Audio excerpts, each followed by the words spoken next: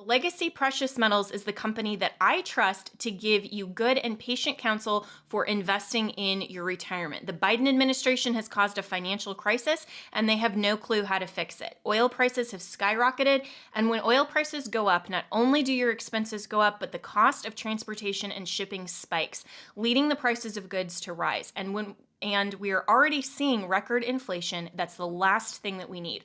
Our economy is in trouble, and you need to take steps to protect yourself. If all your money is tied up in stocks, bonds, and traditional markets, you may be vulnerable. So gold is one of the very best ways to protect your retirement. No matter what happens, you own your own gold. It's real, it's physical, and it's always been valuable since the dawn of time.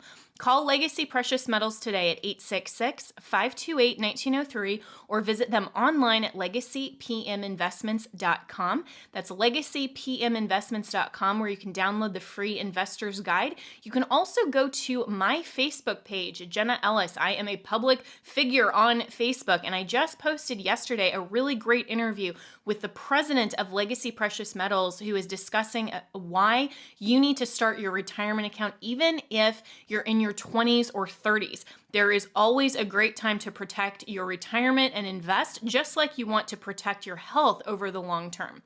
So go to Legacy Precious Metals at legacypminvestments.com or call 866-528-1903. As a constitutional law attorney, former senior legal advisor, and personal counsel to President Donald J. Trump, Jenna Ellis believes in the rule of law and the importance of integrity in our elections. And she's ready to tackle the big cultural and legal issues facing America. This is the Jenna Ellis Show. Here is your host, Jenna Ellis.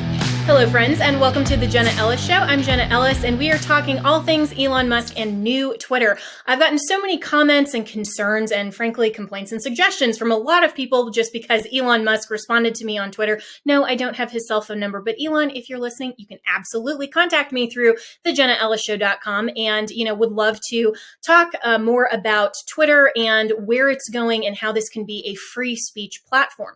So a couple of concerns that people have talked about in this new acquisition of Twitter and where is it going. I think it's really interesting. One of the things is that people are suggesting and they're complaining about a subscription-based service. And so paying $8 a month, somehow these socialist Karens have this idea that capitalism is bad and that just because Elon Musk spent $44 billion acquiring this company, that somehow he has no right or leverage to add a subscription-based service. I think that's ridiculous. Now, whether or not people choose to participate and have, the free account that has a ton of ads, has less, sorts of parameters and other things like you would any sort of subscription-based service, whether it's Netflix or Hulu or your phone plan, any of those types of things that you want content and you want to be able to be the customer rather than simply the target of an advertiser does require payment. So I think for $8 a month, I would be more than happy to have a terms of service that actually gave me more rights as a customer on Twitter rather than just a fungible sort of marketing and advertising target like we all currently are on Twitter. We've seen, regardless of who you are, how many followers you have, whether you have a blue check or not, Twitter can and does arbitrarily suspend content creators and voices based on what? We don't really know. And there's not a whole lot of rights that have historically been given to users to appeal their Twitter suspensions. A lot of people, like my good friend Tom Fitton from Judicial Watch, had his account suspended for really no actual meritorious reason. And going through the Twitter appeals process did not give a process, a timeline, or any sort of appeal process that provided a remedy or a solution that was timely. So after, it was probably, I think, 8 or 10 months, he just simply decided to go ahead and delete the tweet, which requires you to say, yeah, I broke these vague terms of service and this vague, hate speech sort of anti-discrimination conduct. And you delete the tweet, and then you're allowed back access on the platform. But that requires you to admit that somehow you violated the terms of service, which all of us who are conservatives who've ever been suspended, whether temporarily or permanently on the platform, would say, no, we don't think that we actually violated anything that was in any way hate speech or terms of service related. But Twitter has had a monopoly on their arbitrary suspensions with no real remedy, because the court system has really not allowed a lot of these appeals to go through, other than very prominently Alex Berenson, who did win his appeal on Twitter. But that was really one of those kind of outliers. We've seen that the Babylon Bee is still currently suspended, literally just for saying a biological man is a biological man, and in the context of satire.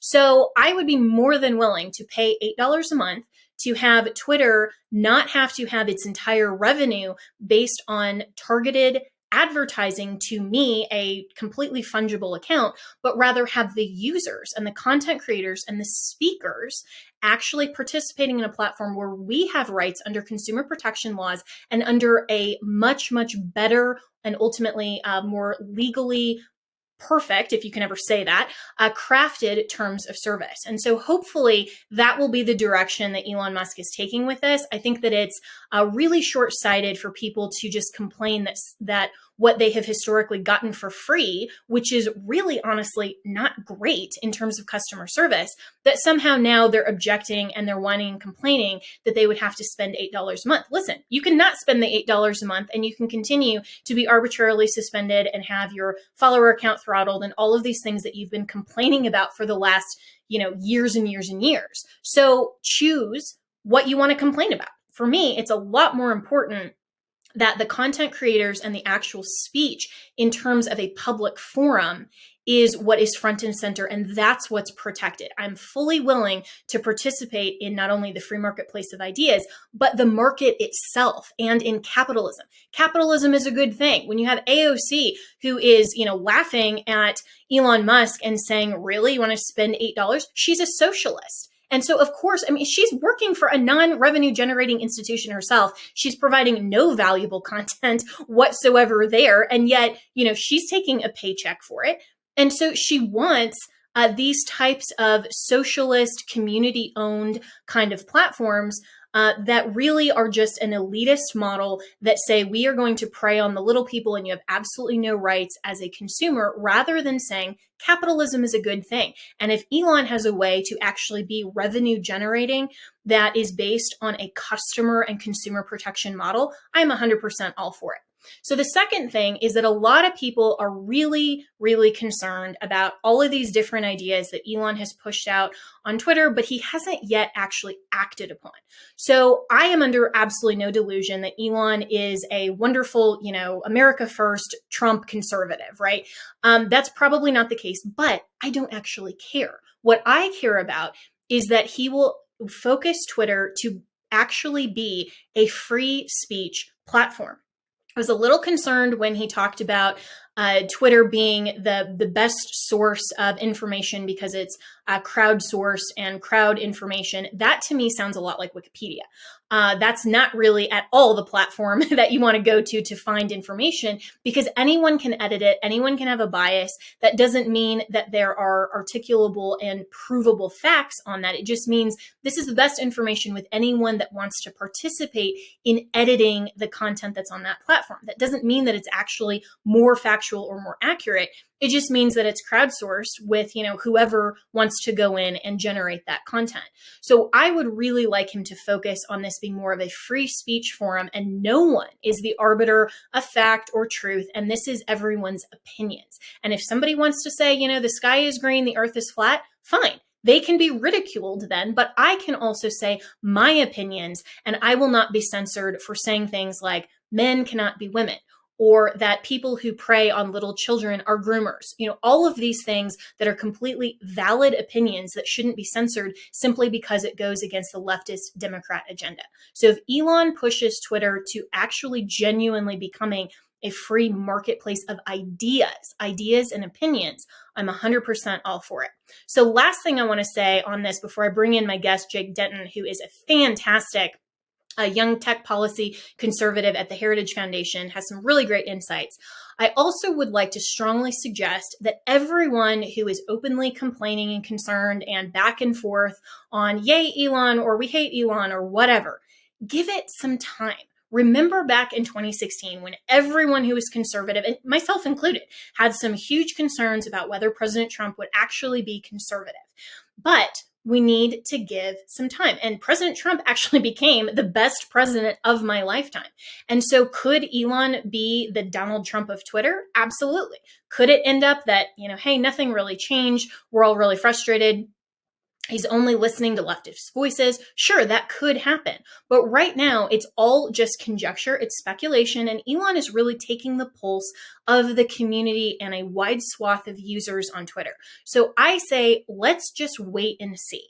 Let's see what he actually implements. And while he is kind of like Donald Trump in the sense that, he seems like just a normal guy that's having a lot of fun, that responds to people, that laughs, that has a good time. And now he owns this huge platform that he recognizes how important it is to the discussion in civil society. I think he's taking that seriously.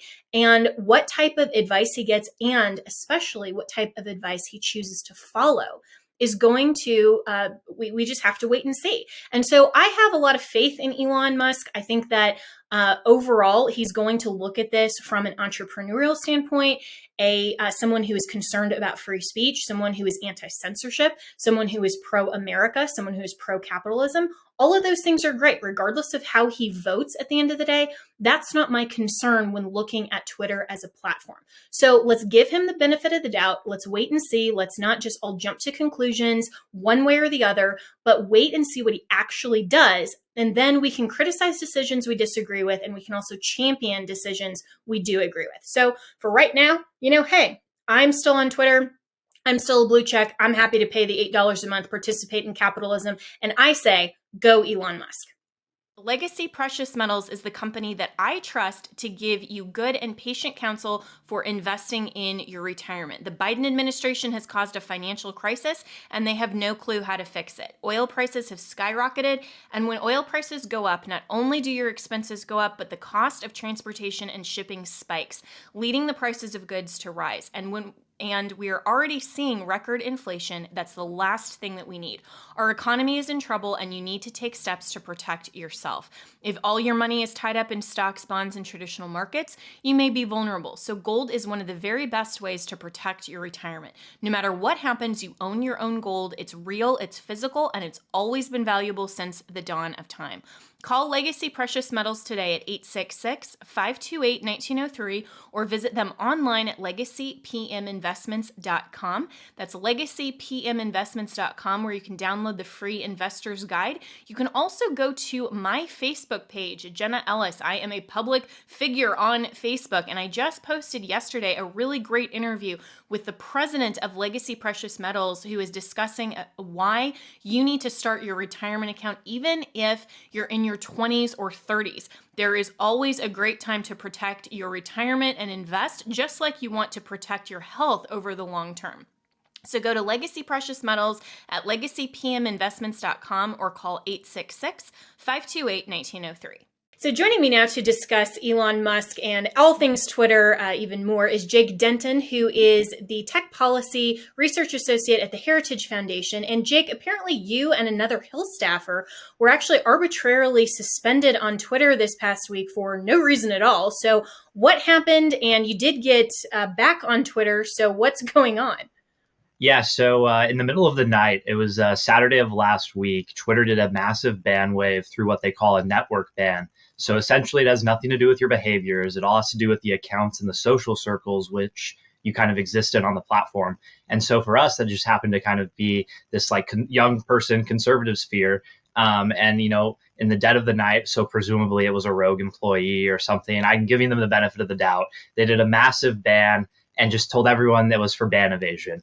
And the tricky thing about ban evasion, it's entirely arbitrary. It can just be based on a hunch and they can get rid of you. And then you have to go through the appeal, which, as we all know, is just a computer. There's no human review of your appeal. So it was really just us versus Twitter. And we were lucky enough to be friends with some great influencers and folks like that who were able to, bug the Twitter GR team and at Elon Musk. And eventually, with no communication, we never got a statement. We never got anything from GR.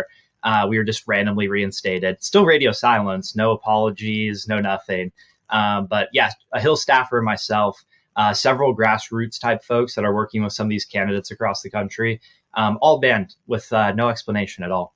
Interesting. And so, for those people who maybe aren't on Twitter and don't know what ban evasion is, that basically means if you've had one account that has been suspended and then you try to revive your presence on the platform, then you're evading their ban to basically say, well, one account got suspended, but I'm just going to go and start a new one.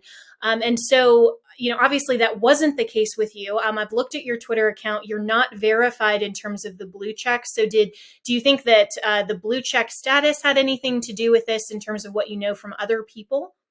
So this is all speculative because they've done this only on select occasions since January 6th. This is where they debuted kind of this network ban concept. But my general working theory here is that they have a set of kind of search criteria for these accounts. And so I'm kind of guessing that they, okay, this guy follows these three accounts and, exists within these conversations. So he's flagged. And then if you're below a certain follower count, or you happen to have the blue checks, maybe that changes the status of whether or not you get banned. It gets you out of the kind of bulk, control alt delete type setting.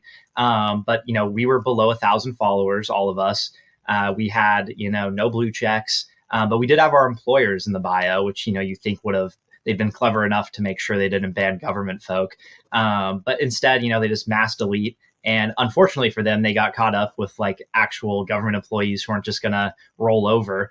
I think the nature of this, they really just want to get rid of anonymous accounts, and ban evasion requires an appeal. So you essentially have to dox yourself. You have to become public, and they know most of these anonymous folks just won't do it. So instead of actually providing a real remedy for the anonymous issue, they just mass ban you, and hopefully you don't apply for a reinstatement.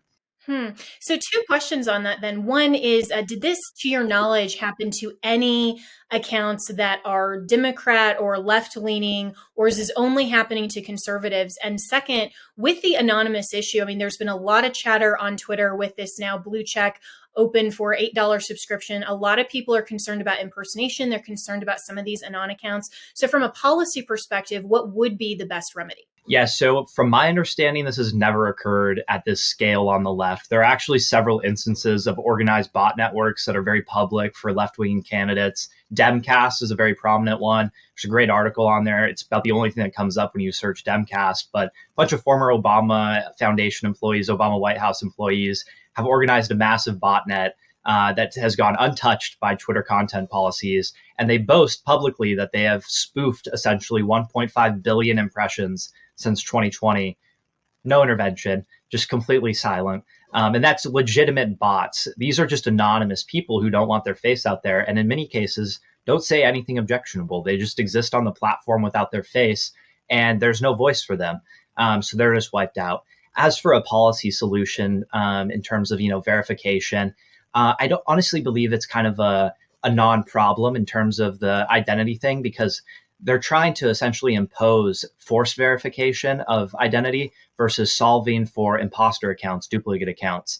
And so they're kind of shifting around the real problem here, which is that, public accounts need verification so that they know the news host is actually the news host.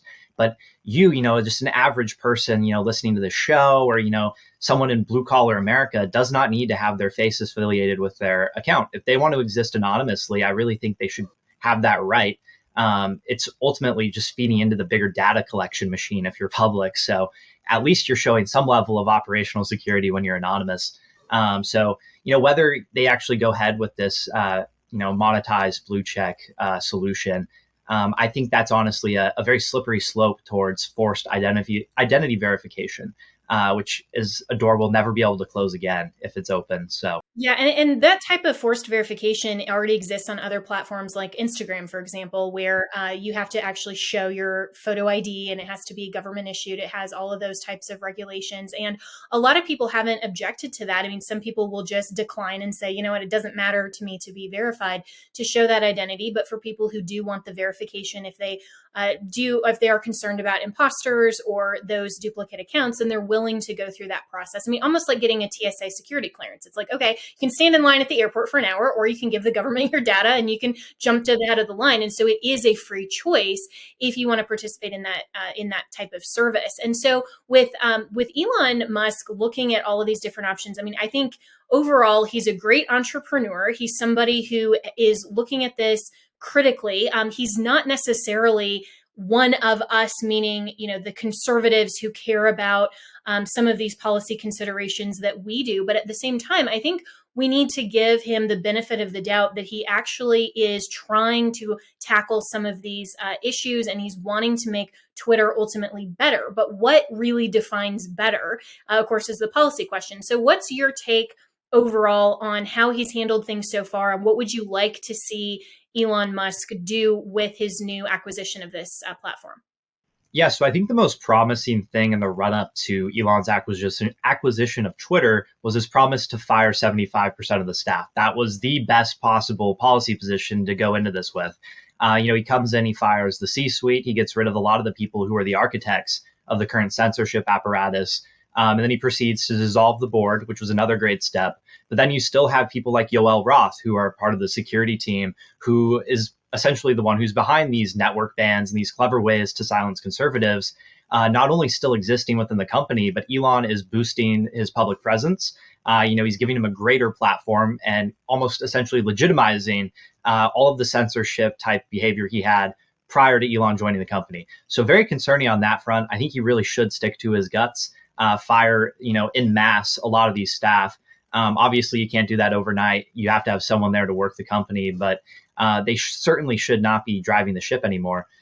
So that's a huge step in the right direction as he actually follows through with that. And then the only other one, really, in my opinion, on the first 100-day slate should be the bot issue, because I think the midterms, it's kind of gone unnoticed. No one has really talked about it in the mainstream media. There's been no eagerness about it.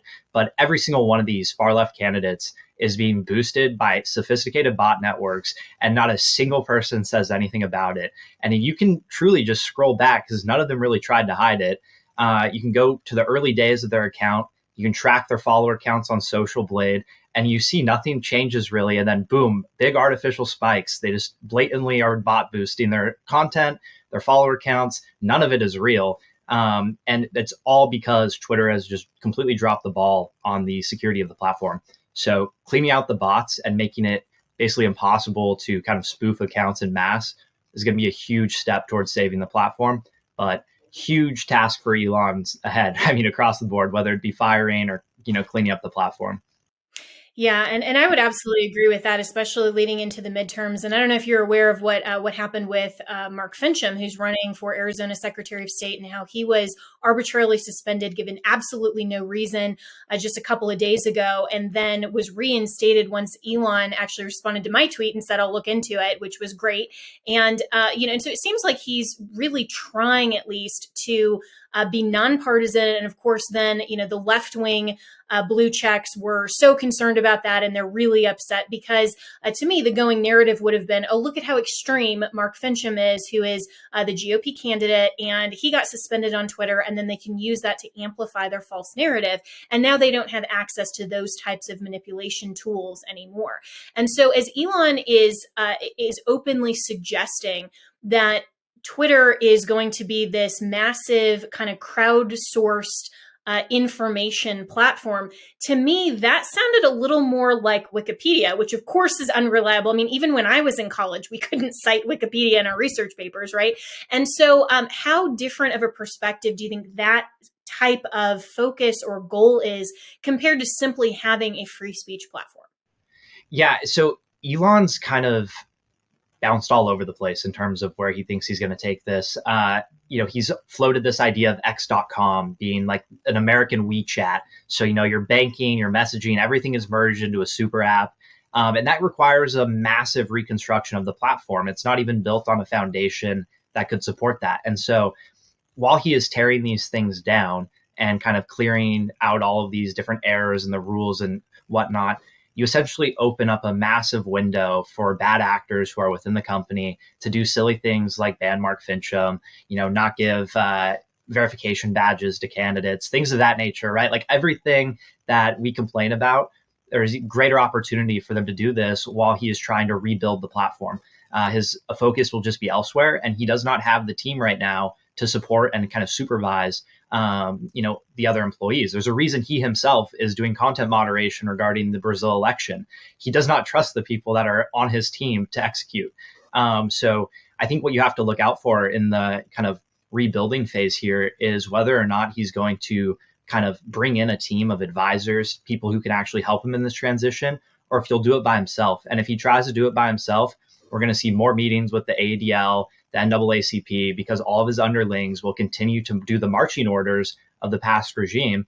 It ultimately doesn't matter if you don't kind of clear out all these soldiers. Yeah, drain the Twitter swamp essentially is what Elon needs to do. Yeah. So, yeah. So along with that, then, if you could tell Elon Musk right now, what are the top priorities, and from your perspective, what should be the focus of Twitter's new tech policy? Yeah, I think the first thing that he should keep in mind is to be ruthless. He has to do what is kind of uncomfortable in the early days here, and that's firing a very large portion of the staff, and then identifying who is loyal within the current regime and promoting them to a place of influence where they can help him in this transition period. You need to identify your allies and your friends. It's very similar to the Trump issues, right? Like, you have to find people within this kind of transition phase that will work with you to make sure things don't get snuck into your agenda that'll ultimately derail your kind of vision for the platform, or I guess in Trump's case, the country. So ultimately, that's the big thing here: is stick to your guns. Like, don't listen to the advice of these known bad actors who have stuck around from the past regime. And then in terms of kind of content policies, I think the biggest one has to be stick to this idea of a free speech platform. Don't listen to these kind of like censorship committees who helped design the previous censorship policies when you're deciding how are we going to proceed on this platform. There's no reason you should be having a meeting with the ADL, the NAACP, to decide how you're going to basically deal with conservatives. You need to have conservative voices there. I can tell you, we weren't called in terms of civil society leaders. Really, no one else from the conservative movement was called to these kind of big civil society meetings he was boasting about. And so ultimately bring voices to the table here that have dealt with the abuse of the past regime. And that's the only way you're going to fix this. Otherwise, there will be an emergent platform. It's just a matter of time that takes it over. We just have to hope it's actually an American platform rather than something like TikTok that comes out of nowhere. Yeah, 100%. Well, last question for you. So, will you pay $8 for a blue check? No, I don't even see the value of the blue check in its current capacity. I think the system's totally flawed, and putting a dollar sign behind it does not solve anything. So I will certainly not be paying $8 for a blue check. All right. Well, Jake Denton, really great insights. Appreciate you coming on today. And, where can people follow you? Because you're still on Twitter, at least, and thankfully you're back up. And also our friends at the Heritage Foundation. And thank you for all of the work for conservative policy that you all are doing there. Yeah, so I am officially back on Twitter. You can find me at the letter J, Denton. And then also on the Heritage website, you can search kind of up in the search bar there, Jake Denton, and see my writings on issues like these. Awesome. Well, Jake Denton from Heritage Foundation, thanks so much for joining me today. Thanks for having me.